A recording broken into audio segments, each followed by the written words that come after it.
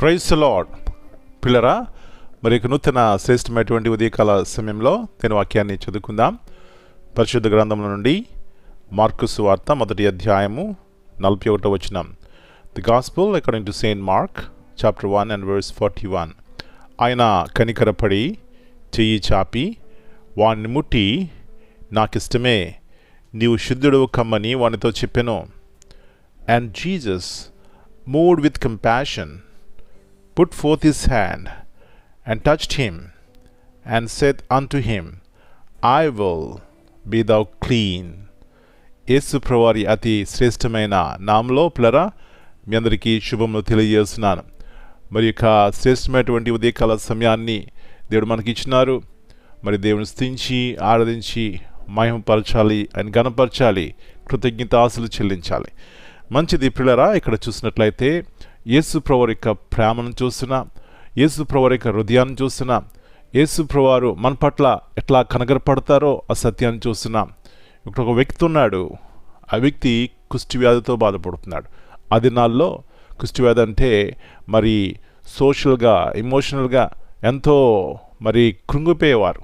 అంటే వారు సమాజంలోకి రావడానికి అర్హత లేనివారు, దూరంగా ఉండాలి. పిల్లరా, ఒక వ్యక్తి జీవితము ఇట్లా ఉంటే ఎంత అసమాధానంగా ఉంటుందండి, ఎంత సిగ్గుగా ఉంటుంది. పిల్లరా, ఇక్కడ చూసినట్లయితే ఈ వ్యక్తి అనుకున్నాడు, విశ్వాసం ఉంచాడు, ఈ యొక్క గొప్ప దేవుని దగ్గరికి వెళ్తే నా సిగ్గును, నా అవమానాన్ని, నాకు వ్యాధిని తీసివేసి నన్ను బాగు చేస్తారని పిల్లరా వచ్చాడు. యేసు ప్రభువు అంటున్నాడు, అయ్యా, ఈ కుష్ఠవ్యాధితో బాధపడుతున్నాను, నన్ను బాగు చేస్తావా? చూడండి ఆ యొక్క ప్రార్థన, ఆ యొక్క తగ్గింపును. వెంటనే యేసు ప్రభువారు అతని మీద కనికరపడ్డారట, జాలిపడ్డారు, దయ చూపెట్టారు. నాకు ఇష్టమేనయ్యా, అందుకే నేను వచ్చాను, నేను బాగు చేయడానికే, నీ యొక్క పాప జీవితాన్ని నుంచి విడిపించడానికే వచ్చాను. అబ్బా, ఎంత ప్రేమగల దేవుడు, ఎంత దయగల దేవుడు అండి. ఉన్నపాటున ఈ యొక్క గొప్ప దేవుని దగ్గరికి వస్తే గొప్ప ఆదరణ కలుగుతుంది, బాగుపడతాం. మనకున్నటువంటి ప్రతి సిగ్గును, అవమానాన్ని ఆయన తీసివేస్తాడు. కాబట్టి ఈ సత్యాన్ని గుర్తించి ఆయన ఎదుట సాగిలపడదాం, ప్రార్థన చేసుకుందాం. ప్రభువా, పరిశుద్ధమైన తండ్రి, మరి యొక్క నూతన ఉదయకాల సమయాన్ని బట్టి మీ కొందనాలు నాయనా. మీ ప్రేమ ఎంత గొప్పది. మీ వద్దకు వచ్చేవాడిని ఎంత మాత్రం త్రోసివేనన్నారు. ఆ కుష్ఠవ్యాధితో బాధపడుతున్నవాడు ఎంత అవమానము, ఎంత సిగ్గు, సమాజంలోకి రావడానికి అర్హత లేదు. అలాంటి వానికి మేలుకరమైనటువంటి జీవితాన్ని ఇచ్చినారు, సిగ్గును, అవమానం తీసివేసినారు, బాగు చేశారు. ప్రభువా, సంతోషాన్ని ఇచ్చినారు.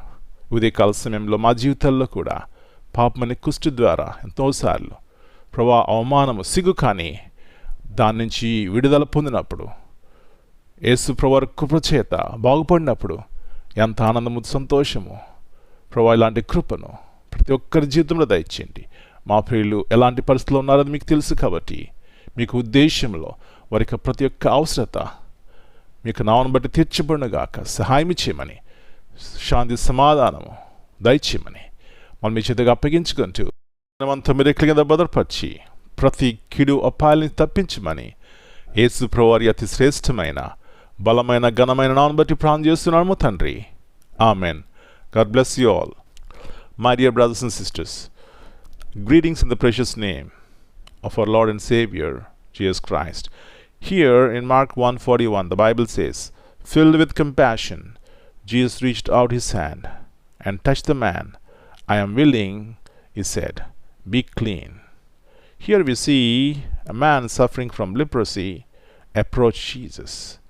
He carried not only physical pain, but deep social and emotional isolation. In response, Jesus demonstrated compassion, a willingness, a clear declaration of God's heart. My friends, in this morning, where we are going, if we really go to God, who could take away our shame, our pain, our agony, our separation with his love. Amen.